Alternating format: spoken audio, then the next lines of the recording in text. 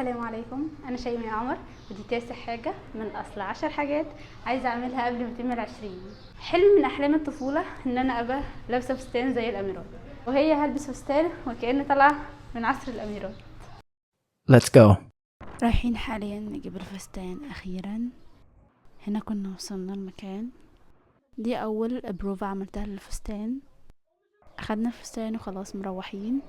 علموني عينيك اسافر، علموني افضل مهاجر، علموني اكون مسامح زي نبع الحب صافي.